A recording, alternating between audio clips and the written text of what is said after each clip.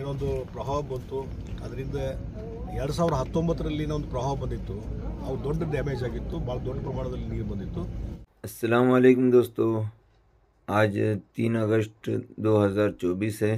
तो आज जगदीश शेट्टर साहब गोकाक तशरीफ़ ला रहे हैं, तो आपको बताते हैं, बने रहें। जो चैनल में नए हैं वो सब्सक्राइब करें और बेल आइकन को ज़रूर दबाएं। हम इनके वीडियो देखते हैं, ये अच्छे बनाते हैं, तो लाइक करो, फॉरवर्ड करो, सब्सक्राइब करो, कमेंट करो।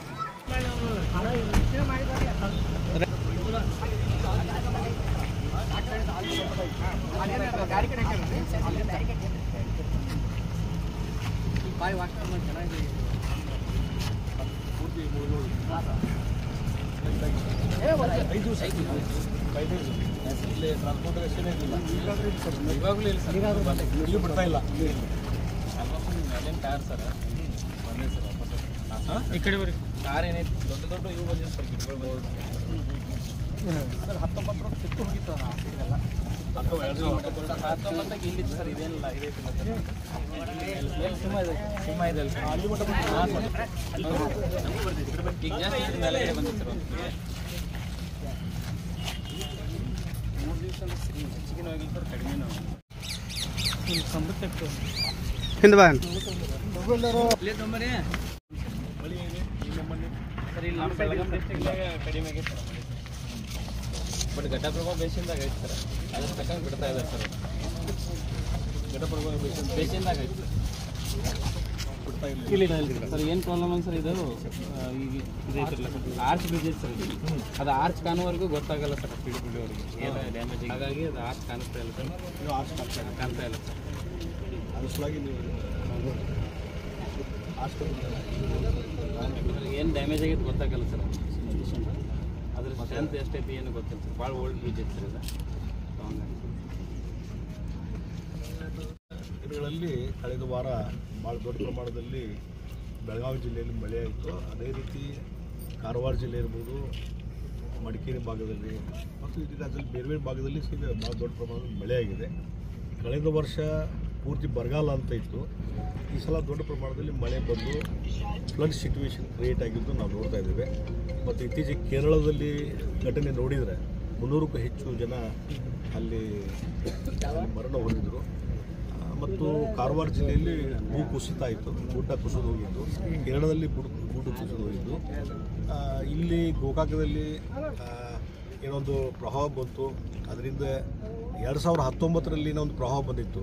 ಅವು ದೊಡ್ಡ ಡ್ಯಾಮೇಜ್ ಆಗಿತ್ತು, ಭಾಳ ದೊಡ್ಡ ಪ್ರಮಾಣದಲ್ಲಿ ನೀರು ಬಂದಿತ್ತು. ಆ ಪ್ರಮಾಣದಲ್ಲಿ ಇಲ್ಲ, ಆದರೂ ಒಂದು ಪ್ರಿಕಾಷನ್ ತೊಗೊಳ್ಳುವಂಥದ್ದು ಕೆಲಸ ನಮ್ಮ ಅಡ್ಮಿನಿಸ್ಟ್ರೇಷನ್ ಮಾಡ್ತಾಯಿದೆ. ಇಲ್ಲಿಯ ತಾಲೂಕಾ ಅಡ್ಮಿನಿಸ್ಟ್ರೇಷನ್ ಇರ್ಬೋದು, ಡಿಸ್ಟ್ರಿಕ್ಟ್ ಅಡ್ಮಿನಿಸ್ಟ್ರೇಷನ್. ನಿನ್ನೇನು ಸಹಿತ ನಾನು ಜಿಲ್ಲಾಧಿಕಾರಿಗಳ ಜೊತೆ ಬೇರೆ ಬೇರೆ ವಿಚಾರಗಳ ಬಗ್ಗೆ ಚರ್ಚೆಯನ್ನು ಮಾಡಿದೆ ಮತ್ತು ಈ ಫ್ಲಡ್ ವಿಚಾರವಾಗಿ ಚರ್ಚೆ ಮಾಡಿದೆ.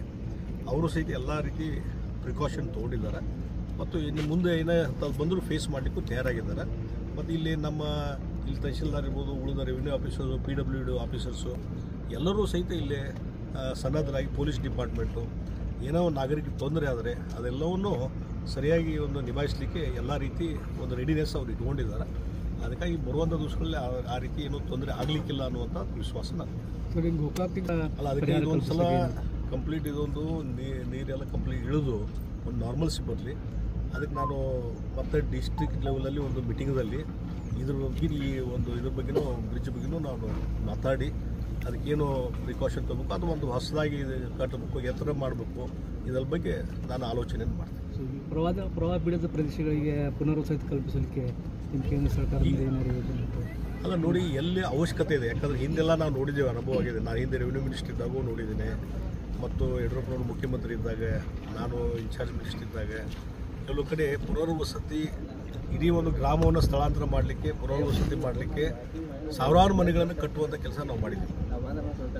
ಬೇರೆ ಬೇರೆ ಒಂದು 20-30 ಎಕರೆ, 50 ಎಕರೆ, 100 ಎಕರೆ ಖರೀದಿ ಮಾಡಿದ ಮೇಲೆ ಆ ಪ್ರವಾಹ ಇಳಿದ ಮೇಲೆ ಅಲ್ಲಿ ಗ್ರಾಮಸ್ಥರು ಅಲ್ಲಿ ಹೋಗಲಿಕ್ಕೆ ತಯಾರಾಗಿಲ್ಲ.